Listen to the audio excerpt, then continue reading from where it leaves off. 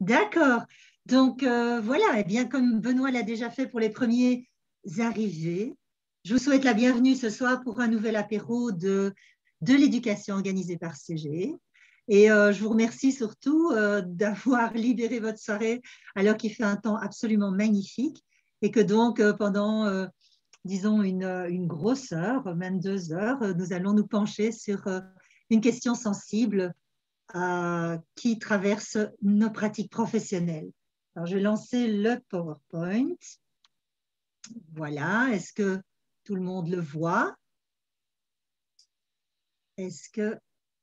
Pas pour l'instant, Nicole. Pas pour l'instant. Ah, alors, qu'est-ce qui se passe qui fait que on ne le voit pas? Alors, aïe, aïe, aïe, aïe. La technique n'est pas mon fort. Est-ce que c'est visible maintenant?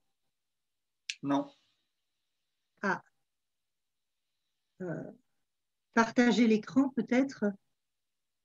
Partager l'écran, ce serait mieux effectivement. Oui, tu dois donc cliquer sur Bon, menu, partage d'écran. Voilà. C'est parti. voilà. C'est bon comme ça? Oui, tu dois mettre OK. en format diaporama. Et en format diaporama. Voilà. Non, ça ne va pas. Est-ce que ça va comme ça, souris? Oui, oui. Oui, parce que moi, je ne vois plus rien. Je ne vois pas je vois pas le PowerPoint pour l'instant. Donc, j'ai un petit souci avec la technique. Pourquoi est-ce que je ne vois pas le PowerPoint? Quitter le webinaire. Non, alors tu as les options d'affichage en haut. Attends, j'essaie de rester calme. Oui. Option d'affichage, non. Désactiver le son, arrêter la vidéo. Participants, discussion, nouveau partage. Nouveau partage peut-être.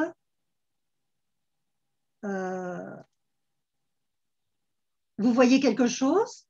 Oui. Oui, je confirme. OK, donc ça c'est bon. Laisse-le en mode pas diaporama, Nicole, peut-être. Comme ça, on le voit bien, nous. Tu le vois, toi? D'accord, OK, c'est très Comme ça, bien. c'est très bien. Alors veuillez m'excuser, vous verrez que effectivement la technique, je préfère le live, je préfère vous voir tous participants en salle, mais bon, les contraintes actuelles font que voilà, on essaye de se mettre à la page. Donc voilà, aujourd'hui donc l'apéro de l'éducation en distanciel, eh bien se consacrera à la question donc de l'apprentissage de la lecture et de l'enseignement de la langue orale dans leur complémentarité. Alors, CG, ben, les constats. D'abord, pour ceux qui peut-être nous rejoignent pour la première fois, mais qui est CG? Ben, CG, c'est d'abord une organisation d'éducation permanente qui se pose énormément de questions par rapport à, depuis des années, on constate que l'échec, la réussite scolaire reste fortement liée à l'origine sociale de nos élèves et également la préoccupation essentielle de CG, c'est ce qui vraiment nous travaille comme question, c'est pourquoi plus d'un élève sur deux échoue à l'école et qu'est-ce qu'on peut faire pour transformer cette situation, pour l'améliorer. C'est la raison pour laquelle CG agit à 3 niveaux. Agit au cœur de la classe, c'est-à-dire en proposant à des acteurs de terrain, des instituteurs, des enseignants de maternelle, de primaire, de secondaire, c'est de réfléchir ensemble là où nous sommes, d'échanger sur nos pratiques, de les faire connaître, de proposer des façons d'enseigner et qui prennent compte surtout de la diversité des origines sociales des élèves. Ça, c'est un premier pôle d'action que travaille CG. Un deuxième pôle, c'est par rapport à la relation entre les familles et les acteurs éducatifs de l'école et des associations. Construire des partenariats avec les familles issues des milieux populaires et vraiment pouvoir rentrer en communication avec eux dans un échange constructif pour comprendre quelles sont leurs difficultés par rapport à l'institution scolaire. Et sur le plan politique également, CG est extrêmement actif puisque elle travaille énormément, l'association travaille énormément à dénoncer les failles du système scolaire. Nous collaborons au pacte pour un enseignement d'excellence, au groupe de travail, au groupe de recherche. On élabore des propositions en faveur d'un changement de culture et de structure dans l'enseignement pour plus d'égalité. Donc, on travaille vraiment sur ces 3 plans-là avec les militants de façon extrêmement active. Alors, donc, les apéros de l'éducation qui ont été créés il y a à peu près 2-3 ans, eh bien, essentiellement, leur objectif, c'est de débattre des questions qui concernent notre système scolaire et notre enseignement, de façon à essayer que cet enseignement soit plus égalitaire qu'il ne l'est aujourd'hui. Alors, l'idée, ce n'est pas de montrer des bonnes pratiques, ce n'est pas de dire voilà ce qu'il faut faire ou ne pas faire, mais c'est vraiment de créer des synergies, de créer des rencontres pour réfléchir ensemble à la manière dont nous gérons chacun dans notre terrain les défis qui sont proposés à l'enseignement aujourd'hui, de façon à ce que chacun, là où il est, puisse agir là où il se trouve. Alors donc aujourd'hui, notre propos, c'est vraiment l'apprentissage de la lecture et l'enseignement de la langue orale. On s'est vraiment posé cette question de se dire, tiens, mais est-ce que ça va ensemble? Quelle est la complémentarité des deux? Alors qu'on sait que par rapport à la lecture, il y a énormément d'enfants en difficulté. Et donc, c'est vraiment aujourd'hui, en fait, c'est un apéro peut-être un peu complexe parce qu'on a envie vraiment de travailler sur 2 enjeux essentiels. C'est d'abord de poser la question de cette complémentarité entre la langue orale et l'apprentissage de la lecture. Est-ce que vraiment le fait de maîtriser ou non la langue orale, est-ce que cela a un impact sur la facilité ou la difficulté que les enfants ont à entrer dans la lecture? Ça, c'est un premier enjeu de l'apéro de ce soir. Et le deuxième enjeu, c'est de placer cette question dans le contexte actuel de la réforme de l'enseignement. On a tous entendu parler des plans de pilotage, on s'interroge sur les bonnes pratiques, on s'inquiète de voir l'évaluation pour les écoles qui seraient en écart de performance. Et donc, la question qui se pose dans ce contexte-là, c'est de se dire, mais existe-t-il des bonnes pratiques? Des pratiques qui s'avèrent bonnes au point qu'on les imposerait dans des écoles, par exemple, en écart de performance? Est-ce que vraiment on peut imposer des méthodes à des enseignants? Est-ce qu'on peut leur imposer des outils, des manuels, des manières d'organiser l'apprentissage au sein de l'école? Donc, c'est vraiment ces 2 questions-là qui vont être au cœur de nos débats de tout à l'heure et au cœur des présentations de nos intervenants. Alors, ce soir, et comme souvent nous en avons l'habitude, nous avons invité 3 intervenantes. D'abord, Catherine Lyon. Catherine Lyon est enseignante à Bruxelles, dans une école bruxelloise, et son témoignage est particulièrement intéressant parce que c'est grâce à ce témoignage qu'on va vraiment pouvoir poser le problème de ce soir. Ensuite, c'est Patricia Schillings qui prendra la parole. Patricia est chargée de cours au département éducation et formation de l'Université de Liège et elle a mené depuis quelques mois déjà, voire quelques années, une recherche importante sur l'efficacité du programme Parler dont certains d'entre vous ont sans doute entendu parler.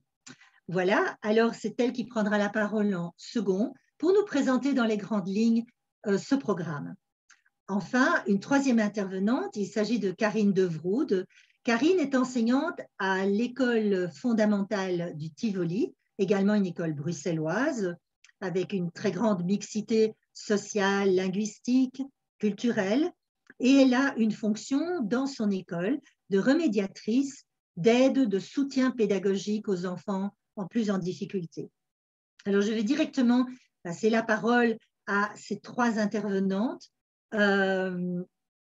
Voilà, alors je vais sortir de mon PowerPoint pour laisser la parole à la première d'entre elles, pour laisser la parole à...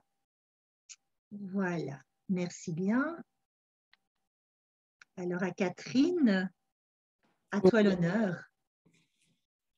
Eh bien, merci. Comme Nicole vient de le dire, moi je suis institutrice dans une école à Bruxelles. Je suis une toute jeune institutrice. Ça fait 4 années que j'enseigne. Donc j'ai repris les études il n'y a pas longtemps. Et c'est lors de mes études que la question de l'apprentissage de la lecture et de l'écriture m'ont beaucoup intéressée. Et très vite, j'ai trouvé une place pour travailler auprès d'élèves de 2e primaire. Voilà, donc j'ai la chance de travailler sur des questions qui m'intéressent beaucoup. Dans mes études, j'avais déjà fait un premier constat lors de mes stages, c'est que ce que j'apprenais à l'école, les théories qu'on me transmettait, je les retrouvais très très peu dans le terrain. Donc je constatais déjà qu'il y avait un écart entre ce qu'on m'apprenait et la pratique des enseignants.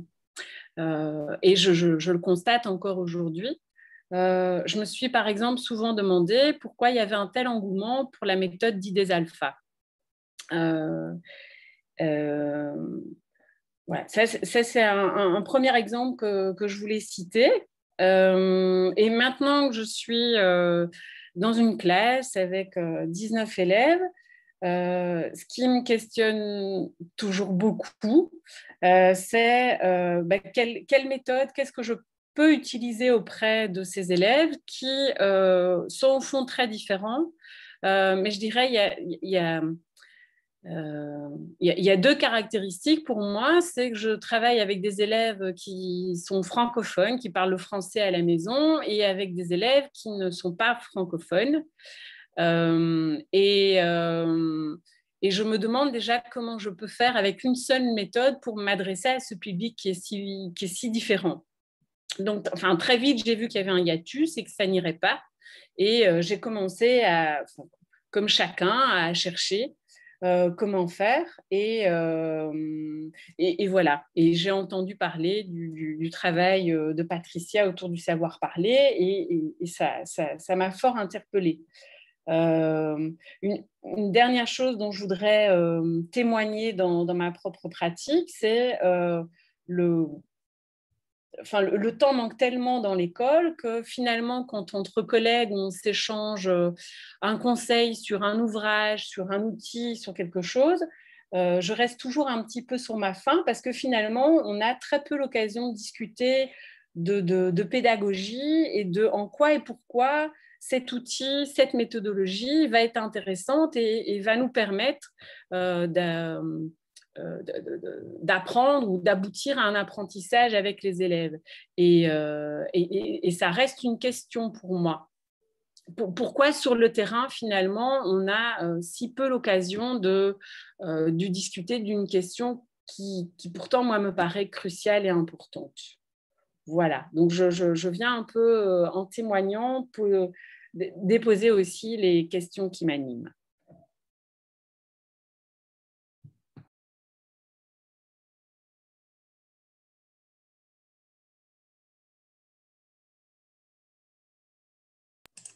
Alors, j'imagine que sans transition, je prends le relais puisque le silence s'installe.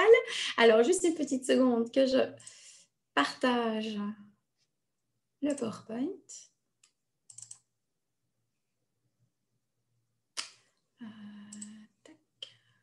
Voilà. Et voilà, vous voyez mon écran ? Donc, voilà, bonjour à tous et bonjour à toutes. On est très, très heureux d'avoir été invités par CGE. On le prend vraiment comme une vraie opportunité qui nous est donnée de participer aux discussions parce qu'on pense qu'on a vraiment des points communs dans les recherches qu'on mène ici, en tout cas dans notre service, et les préoccupations de CGE. Alors, dans le temps très limité, nous avons été extrêmement cadrés, dans le temps très limité qui nous est donné, je vais essayer de vous partager quelques réflexions autour des outils du programme Parler et de rester bien sûr centré sur cette fameuse question qui a été bien rappelée par... en début d'entrée, son nom m'échappe maintenant, mais c'est pas grave. Alors, voilà, commençons tout de suite par aborder la question des outils pour enseigner. On va peut-être commencer par une petite contextualisation.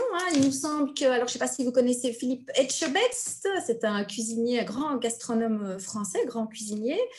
Eh bien, à un moment donné de son parcours professionnel, on peut penser que ce grand cuisinier a suivi une recette et qu'il a intégré les éléments du plat d'origine qui est ici, vous le voyez, la recette de la salade niçoise revisitée. Et je pense que s'il est devenu un professionnel, c'est sans doute parce qu'il est parvenu à se détacher de la procédure pour développer un style personnel qui lui permet d'exprimer sa personnalité, certes, mais tout en sachant quel élément il doit garder, quel pilier de la salade niçoise il faut conserver pour ne pas se perdre et pour ne pas perdre de vue le plat d'origine. Alors effectivement, c'est une petite transition pour amener sur la question des manuels scolaires. Est-ce que les manuels scolaires peuvent fonctionner comme des recettes ?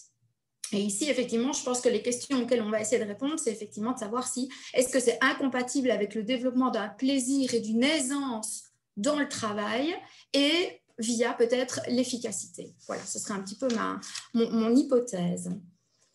Alors, les bonnes pratiques existent-elles? Ça, c'est une question vraiment évidemment très, très générale. Moi, je le recible dans le contexte très particulier de l'apprentissage de la lecture et de l'écriture. Et pour répondre à cette question, je dirais en tout cas que les ingrédients fondamentaux de l'enseignement-apprentissage de la lecture, ils sont connus. Et quand je dis ingrédients fondamentaux, c'est forcément du point de vue duquel je parle, qui est un point de vue de recherche expérimentale, de chercheuses issues d'un courant, et qui considère que les ingrédients fondamentaux, ce sont finalement les leviers, ce sont des variables, ce sont des éléments, des ingrédients qui ont été des vecteurs d'efficacité, c'est-à-dire qui ont produit un effet positif sur les élèves dans certains contextes, certainement, oui, mais en tout cas, ils ont permis de montrer des effets.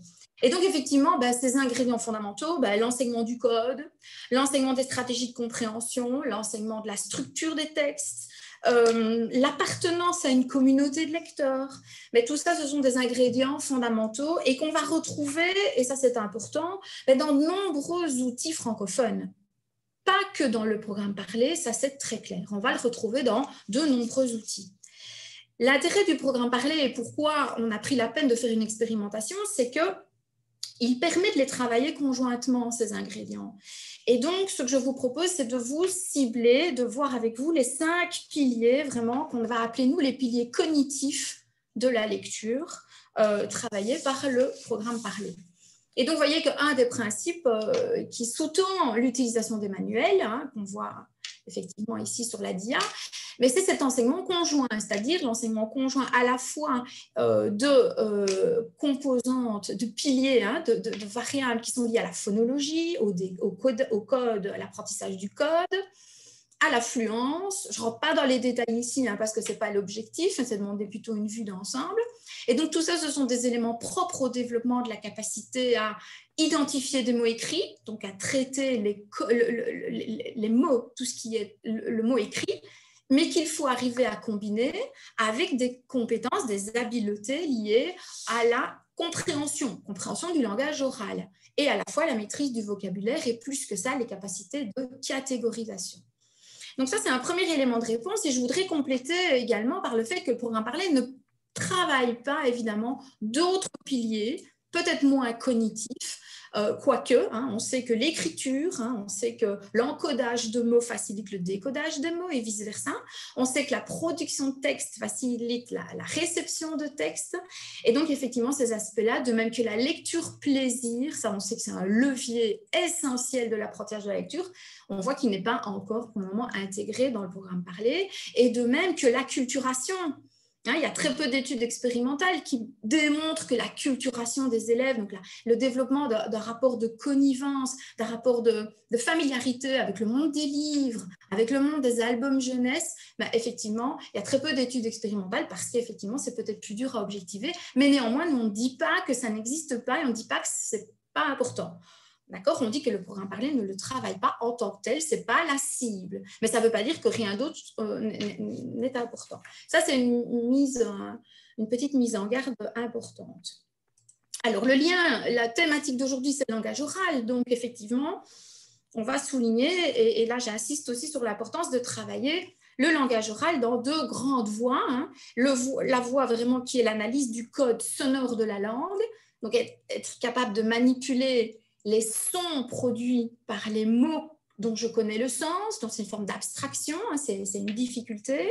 Cette analyse code sonore, le travail de la phonologie se fait souvent, en tout cas à l'école maternelle, mais travailler aussi le langage oral dans sa dimension signifiante. Donc, travailler vraiment le développement du vocabulaire, la compréhension de la langue d'enseignement, compréhension de la syntaxe, la compréhension du discours oral. Et ça, effectivement, ce sont des aspects incontournables. Et j'insiste sur le travail conjoint. Donc, c'est vraiment tout du long que ces deux grandes voies de travail devraient, en tout cas selon les résultats des études, sur les données probantes, être absolument travaillées. Alors, maintenant, sur le comment, on a vu le quoi, on a vu les ingrédients, les piliers. Sur le comment, il y a un élément important, en tout cas, qui devrait ressortir de ce qu'on devrait dire peut-être aux écoles en écart de performance, pour répondre à la question qui a été posée. C'est sur la structure des apprentissages vis-à-vis de l'apprentissage de la lecture. Donc, peut-être qu'un avantage de travailler sur un manuel. Et encore une fois, je ne veux pas dire ici qu'un manuel, c'est une raille de train sur laquelle on reste enfermé. On va y venir. L'avantage d'un manuel, ça peut être de structurer les apprentissages. Et en l'occurrence ici, si on regarde le programme parlé, on voit que de la M3 à la P1, à la P2, qui était un peu le cœur de cible du programme, on voit qu'il y a un travail de la compréhension de la langue, de la catégorisation, de la phonologie. On voit que la fluence arrive forcément un peu plus tardivement, mais que ça permet de se poursuivre en amont et en aval de ce programme. Et donc, la manière de penser et de maintenir ce travail sur plusieurs années. Et ça, c'est vraiment la perspective de ce travail en spirale qui est si difficile par rapport aux mathématiques, qui est propre, je pense, vraiment à la didactique du français, c'est qu'on reprend les choses et on les retravaille, on les approfondit d'une année à l'autre, mais ce faisant, on donne le temps aux élèves de développer des apprentissages. Et ça paraît, cette structure des apprentissages, ça paraît un élément important. Alors, au-delà de la structure des apprentissages, dans le temps, il y a aussi une structure des apprentissages dans chacun des piliers de la lecture. Et ça permet de faire un travail très approfondi. Ça permet de vraiment travailler le contenu de chacune des habiletés. Et donc, effectivement, dans les manuels qui ont servi de base à ce programme, il y a une progression qui est proposée, une progression des séances, qui sont des ateliers organisés, je vais en dire deux mots juste après, qui sont organisés sur toute l'année, ce qui donne une espèce de menu, une espèce de programmation du travail. Et donc, dans les premières séances, je vais prendre les ateliers de compréhension de la langue, puisque c'est l'objet un peu de l'apéro d'aujourd'hui, eh bien, on va d'abord consolider des capacités, par exemple, à se représenter une situation. Donc, on va détecter des anomalies par rapport à une image. Et puis, progressivement, on va y venir vers la compréhension de récits qui sont entendus. Donc, il y a une espèce de programmation, alors c'est vrai, du simple au complexe, et on sait que tous les apprentissages ne partent pas nécessairement par cette voie-là, mais en tout cas pour des habiletés aussi spécifiques, ça permet en tout cas d'avoir une ligne d'horizon, d'avoir un point de conduite, une ligne de conduite qui est proposée en tout cas. Alors, cette ligne de conduite dans le programme, elle est proposée, vous le voyez, pour certains ateliers, pour tous les enfants, et certains ateliers un petit peu pour les enfants qui en ont plus de besoins. Donc, on va venir sur ces idées de différenciation. J'y viens progressivement, mais vous voyez donc du coup que les séances, eh bien, il y a des séances qui sont des séances à faire avec les élèves qui ont le plus de besoins, par exemple. À l'intérieur de chacune des séances, il y a aussi une structuration qui a pour but de rendre visibles toujours les objectifs d'apprentissage. Donc, c'est un travail extrêmement ritualisé qui rend visibles les objectifs d'apprentissage en début d'atelier et aussi en fin de séance, où on revient pas sur ce qui a été fait, mais sur ce qui a été appris. Et donc, tout ce travail ritualisé fait partie d'une structure qui permet aussi aux enfants de voir aussi ce qu'on est en train de faire. Et j'insiste pour dire que ce n'est pas un travail de remédiation, c'est un travail plus de différenciation. Et c'est là où je viens sur cette notion de différenciation. Vous verrez que je suis partie de ce qui fait le plus consensus vers ce qui va faire le plus de polémique. Donc, voilà, c'est un petit peu voulu et on le sait, on est habitué. En tout cas, ce qui ne fait pas l'unanimité. Alors, différencier les parcours selon les besoins, ça c'est effectivement dans cette idée d'utiliser des outils, il y a aussi des outils en termes de tests diagnostiques qui sont conçus pour être en passation individuelle. Donc, l'enseignant prend 2-3 minutes avec chaque enfant pour objectiver les acquis dans chacune des habiletés et pour constituer des groupes de besoins qui vont être des groupes de besoins. Ils sont ciblés, par exemple, sur la catégorisation ou sur la compréhension du langage oral, ce qu'on appelait CLO dans le petit graphique, ou la phonologie. Et surtout, ces espèces de groupes, hein, on va dire, des groupes de besoins, des groupes homogènes, eh bien, ils vont permettre de varier le nombre d'ateliers que les enfants vont recevoir. Donc ici, par exemple, l'enfant symbolisé en jaune va avoir besoin de 2 fois moins d'ateliers de compréhension du langage oral que son condisciple du haut, représenté en bleu, et pareil pour la phonologie. Ça veut dire qu'on parlait tout à l'heure d'égalité, on est ici plutôt dans une approche d'équité. On va faire varier le nombre d'occasions d'apprentissage en fonction des besoins des enfants. Besoins qui ont été objectivés par rapport à des outils qui pourraient être aussi d'autres outils. C'est un peu le principe de travail, et c'est un des principes du programme parlé en l'occurrence. Alors, autre principe, un principe qui consiste à travailler en atelier guidé par l'enseignant. Alors, atelier guidé par l'enseignant, et donc vous voyez qu'on a des références à des auteurs, à des synthèses de la revue de la recherche scientifique qui permettent de montrer aussi certains principes qui ont été éprouvés dans une série de petites recherches expérimentales dont les résultats cumulés permettent de dégager des recommandations didactiques. Voilà, c'est là-dessus que ça repose. Alors, qu'est-ce qu'on entend par mener des séances courtes et intensives? C'est là-dessus que les manuels sont un petit peu calibrés sur des activités qui sont des ateliers guidés par l'enseignant. Vous voyez ici une classe de 3e maternelle. L'enseignant travaille de manière rapprochée avec un petit groupe d'enfants pendant que les autres sont en autonomie. Alors, courte, c'est quoi en maternelle? 20-25 minutes. C'est pareil pour la P1 et c'est pareil pour la P2.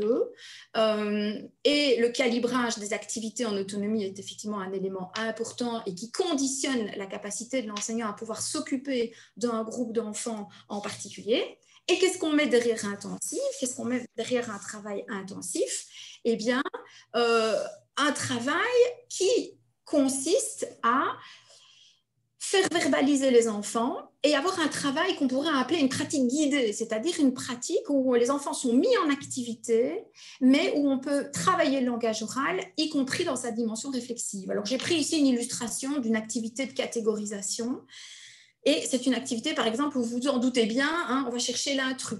Eh bien, ici, ce qui va être intéressant dans le travail de l'enseignant, c'est de pouvoir observer les démarches des élèves. Quelle est la carte intrus, d'après vous? Quelle est la carte intrus? Quelle est la démarche mise en place par les enfants?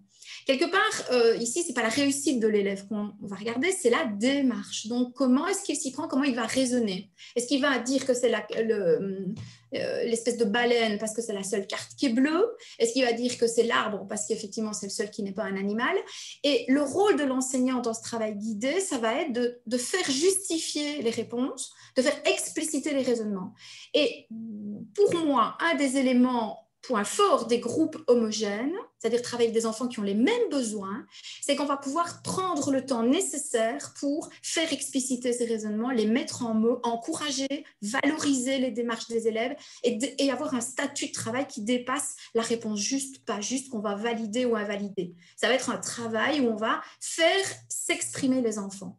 Et la taille des groupes, effectivement, va aussi varier, c'est-à-dire que dans les groupes de besoins, où les élèves sont plus en difficulté, eh bien, il y a des groupes plus petits, parce qu'effectivement, le temps de parole, vous en doutez, va être accru de ce fait. Et donc, l'objectif, c'est de rendre visibles les objectifs d'apprentissage et surtout d'expliciter les démarches cognitives. Alors, quand je dis expliciter, je suis très claire. Ça veut dire qu'on va les rendre explicites. On va les rendre transparents, on va les rendre visibles pour tout le monde. Et là aussi, dans un système aussi touché par l'inéquité, par les écarts, les variations, les concentrations d'élèves dans certaines écoles plus en difficulté, ça nous paraît important de ne pas se voiler la face et de ne pas faire semblant que ça n'existe pas. Et donc, quand on dit expliciter les démarches, eh bien, ça dépend un peu du style de l'enseignant aussi.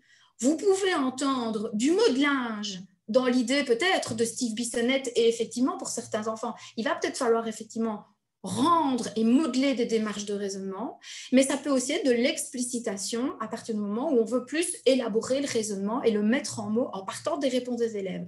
Peu importe, je dirais, à partir du moment où les élèves reçoivent des occasions où en petits groupes, ils peuvent rendre transparent les démarches pour construire du sens à l'oral, etc. Je n'ai pas regardé l'heure, mais j'arrive au bout de mon diapo, donc j'espère que je n'ai pas dépassé et j'espère que je ne suis pas allée trop vite, c'est quand même aussi ça l'idée.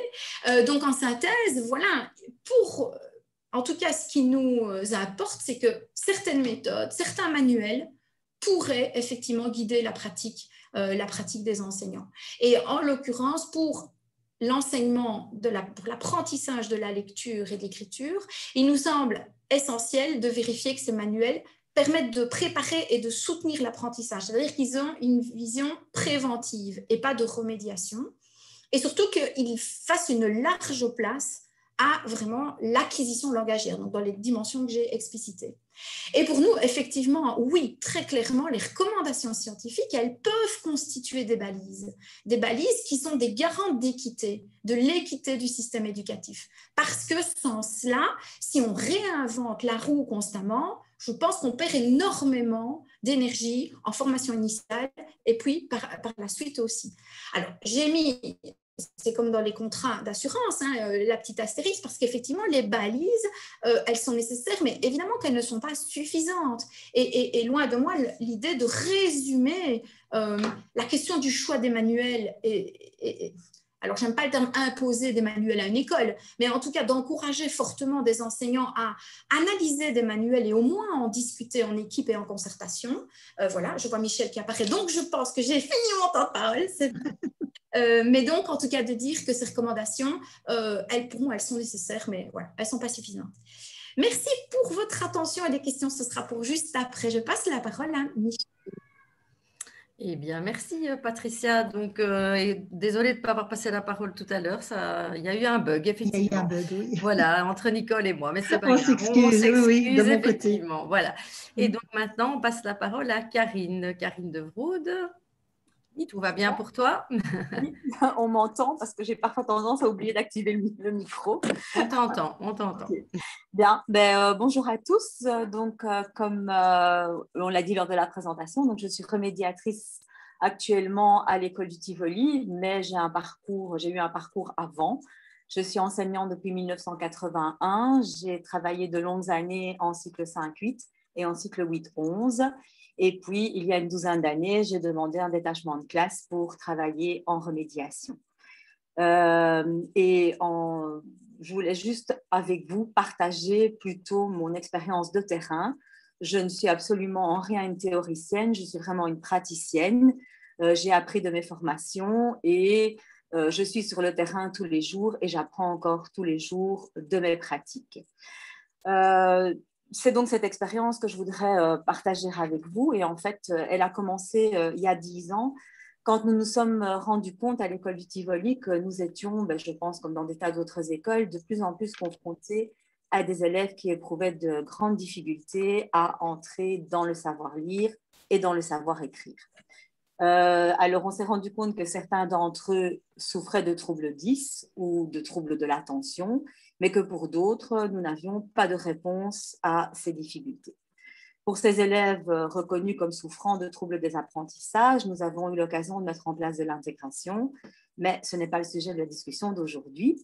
Donc, on va plutôt s'intéresser à ces élèves pour lesquels nous étions totalement démunis. Alors, en travaillant justement avec nos collègues de l'intégration, nous nous sommes à un moment demandé si nous ne pouvions pas nous inspirer des aménagements qu'elles proposaient à leurs élèves pour aider nos élèves en difficulté. Et nous nous sommes fortement questionnés sur ce type de difficultés qui étaient rencontrées par ces élèves. Elles étaient de deux types. Certains présentaient des difficultés à déchiffrer, à s'approprier le code du lire et de l'écrire, tandis que d'autres étaient tout à fait capables de déchiffrer les textes proposés, mais ne les comprenaient pas ou pas bien. Alors, pour aider ces élèves à s'approprier le code de l'écrit, j'ai eu l'occasion d'entrer dans le programme de formation des personnes relais dyslexie. Et là, j'ai suivi les 3 modules de formation qui ont été donnés par le docteur Vincent Guthrie, qui insiste énormément sur le travail de conscience phonologique, pour permettre à ces enfants d'accéder justement à la lecture et à l'écriture. et en y ajoutant en plus à ce travail de conscience phonologique une méthode gestuelle parce que lui trouve qu'en appuyant le son à un geste, on entre par différents canaux dans le... on utilise différents canaux pour permettre à l'enfant de s'approprier le code de l'écrit. Le travail de conscience phonologique doit démarrer tôt. Plus il démarre tôt, plus il porte ses fruits. Et nous avons donc décidé, nous, de directement commencer ce travail dans les classes maternelles. Et nous avons eu l'occasion alors de nous réunir avec les collègues maternels, les collègues de première et de deuxième primaire, les collègues de l'intégration, dont une logopède, pour pouvoir proposer un travail de phonologie qui se basait sur les 6 niveaux qui doivent être étudiés, pratiqués au travers de jeux que nous avons créés en équipe. Dans un premier temps, ma collègue maternelle et moi-même, nous sommes allés proposer différentes activités dans les classes de 3e maternelle. Et dans les classes de départ, de proposer ces activités à tous les enfants. On ne voulait pas cibler particulièrement les enfants en difficulté par rapport au code. On voulait vraiment travailler avec tous les enfants. Tous les enfants étaient partants. Cela se faisait sous forme de jeu. Ça se fait d'ailleurs toujours sous forme de jeu. C'était très agréable. Et ce qu'on a très vite constaté, c'est que les enfants qui étaient en difficulté s'appuyaient sur cette conscience phonologique et cette méthode gestuelle pour entrer dans le lire et l'écrire, mais que aussi ces méthodes aidaient les plus performants finalement à devenir encore plus performants. Ces activités donc, de phonologie sont intimement liées, comme je l'ai dit, au code de l'écrit. Les enfants doivent y être confrontés le plus tôt possible pour pouvoir justement apprendre à lire. Apprendre à lire, c'est entendre, traiter l'information pour écrire, reconnaître les phonèmes, les entendre, les voir. En classe, on part principalement de dessins, d'illustrations, d'albums comme point de départ à la lecture et au savoir-écrire. On utilise pour aider les enfants des étiquettes mots qui peuvent être collées dans les illustrations. Ces étiquettes permettent d'aider justement les francophones vulnérables, à accéder plus facilement au sens et leur permet aussi de mémoriser le vocabulaire au travers de l'image qui est dans l'album ou dans l'illustration ou sur la carte du jeu. On part aussi du texte pour arriver aux mots comme plus petite unité de sens, afin de poursuivre le travail avec les collègues de 3e, de 4e, de 5e et de 6e année, qui, elles, par contre, étaient interpellées plutôt dans la difficulté du savoir-écrire au niveau de l'orthographe. Nos élèves, en général, ne manquent pas d'idées. Ils se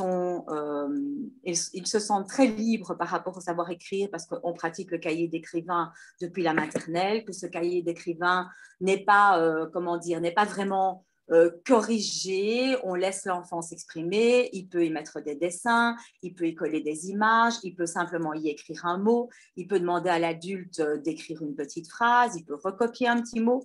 Donc, ils n'ont pas du tout de problème au niveau de la production d'écrit, mais par contre, il y avait un réel problème au niveau de l'orthographe. Et donc, on s'est de nouveau réunis pour trouver des solutions pour pouvoir intégrer l'orthographe, enfin plutôt faire un parallèle entre la conscience phonologique qu'on travaillait avec les plus jeunes et l'orthographe qu'on pouvait travailler avec les plus grands.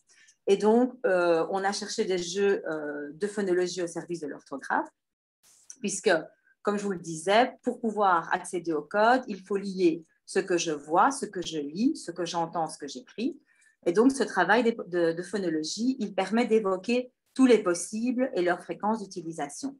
Si, par exemple, je dois écrire le son « que », je sais qu'il peut s'écrire avec la lettre C, je sais qu'il peut s'écrire avec la lettre K ou qu'il peut s'écrire avec QU. Mais laquelle de ces écritures est-ce que je vais rencontrer le plus souvent? C'est là que commence le travail de phonologie. On va beaucoup plus souvent rencontrer le C, donc tu vas beaucoup plus souvent écrire le mot qui te pose difficulté avec un C. Même chose quand je vois la lettre C, je sais qu'elle peut se lire Q ou S. mais quels sont les indices qui vont me permettre de choisir si elle se prononce que ou si elle se prononce. C'est en travaillant toutes ces stratégies dès la maternelle que nous avons vraiment constaté de réelles améliorations en lecture et en production d'écrit chez tous nos élèves. Alors, ces fameux mots qui sont utilisés dans les jeux que l'on propose, ils font partie d'une banque de vocabulaire que nous avons constituée, créée ensemble, parce que bien sûr, on s'est rendu compte que nos enfants manquaient parfois de vocabulaire ou manquaient de termes précis. Ils sont clairement dans la vulnérabilité par rapport à la langue. Et donc, on a tenté de créer cette banque de vocabulaire qui correspond au thème dont on a besoin à l'école, c'est-à-dire les objets que je vais rencontrer dans la classe, dans l'école, les objets qui se trouvent à la maison, le matériel de la cuisine, les vêtements, les parties du corps. Et donc, petit à petit, cette boîte s'est étoffée au cours du temps. Et ce que nous trouvait intéressant aussi avec cette boîte, c'était d'y ajouter les mots outils. Alors, les fameux mots outils, ce sont les mots comme par, maintenant, toujours, que les enfants ne maîtrisent pas toujours ni au niveau de la compréhension ni au niveau de l'écriture. Donc, ces mots-là sont clairement explicités aux enfants. Et petit à petit, on leur demande de pouvoir les reconnaître pour les lire et savoir les écrire. On sait que ces mots-outils constituent quand même une grande partie des textes lus. Si déjà on peut immédiatement les reconnaître, on va pouvoir lire plus vite, accéder plus vite au sens. Cette boîte de mots, cette banque de vocabulaire, on la travaille à partir de la 2e maternelle, bien évidemment pas les 600 mots, nous avons fait un découpage qui permet aux institutrices de savoir un petit peu quels sont les mots à travailler en 2e maternelle, 3e maternelle, etc. Bien évidemment, ce découpage n'est pas du tout figé, on peut très bien aller plus loin, ajouter des mots, mais il constitue la base du travail pour la phonologie et la production d'écrit et aussi la lecture. Alors, ces activités, en fait, avec la boîte à mots, avec les jeux de phonologie, avec le travail du cahier d'écrivain, ils sont menés dans toutes les classes, de la 2e maternelle à la 6e primaire. Ils peuvent se faire en groupe classe, en demi-groupe hétérogène, afin d'apprendre de ses pairs, ou bien en groupe de besoin pour cibler une difficulté particulière. Mais nous, on utilise de moins en moins le groupe de besoin parce que finalement, on s'est rendu compte que parfois, quand on met ensemble des enfants qui éprouvent les mêmes difficultés, on a parfois difficile à faire émerger des justifications sur des raisonnements ou des raisonnements en même. Et donc, on préfère privilégier le groupe hétérogène où l'enfant entend ses pairs discuter, évoquer, émettre des hypothèses et peut du coup s'approprier des idées. Cela permet en fait de rendre les enfants tous actifs, de n'en laisser aucun seul face à ces difficultés. J'ajouterais aussi que le fait de fonctionner avec cette banque de mots permet également de faire participer le maître spécial d'éducation physique qui peut travailler les mots durant son cours. Et elle permet aussi aux éducateurs qui travaillent en accueil temps libre d'utiliser cette fameuse boîte de vocabulaire dans les jeux qu'ils proposent aux enfants. Comme vous l'aurez compris, tout ce travail, évidemment, n'est possible qu'en totale collaboration avec tous les membres de l'équipe, et ce, afin d'assurer la continuité des apprentissages, et il se construit, bien évidemment, dans le dialogue. Le fait que nous soyons tous formés dans différents domaines de la pédagogie, c'est une richesse qui nous permet d'avoir des approches différentes, mais qui sont, bien sûr, toujours complémentaires. Comme je vous l'ai signalé tout à l'heure, nous avons évidemment été confrontés aussi aux difficultés liées à la compréhension. Nous avions des élèves qui étaient d'excellents déchiffreurs, mais en totale difficulté face au sens du texte, à la compréhension de celui-ci. Nous nous sommes donc à nouveau réunis afin de trouver des solutions. Et dans nos recherches, nous avons été inspirés par les travaux de Jocelyne Giasson, qui portent sur les stratégies de lecture. Nous avons décidé de pratiquer ces stratégies dès la maternelle et jusqu'en fin de 6e primaire. On les travaille une par une au travers de petits jeux d'observation, de devinettes, puis nous les utilisons pour pratiquer la lecture d'affiches, la lecture d'albums, la lecture de textes. Nous avons élaboré en équipe une continuité qui permet de savoir quelle stratégie correspond à quelle année. Dès la 4e, par contre, nous les travaillons de concert dans le but de comprendre des textes plus compliqués. On pourrait les comparer en fait à un cheminement que chaque élève est invité à faire dans sa tête afin de comprendre ce qu'il lit.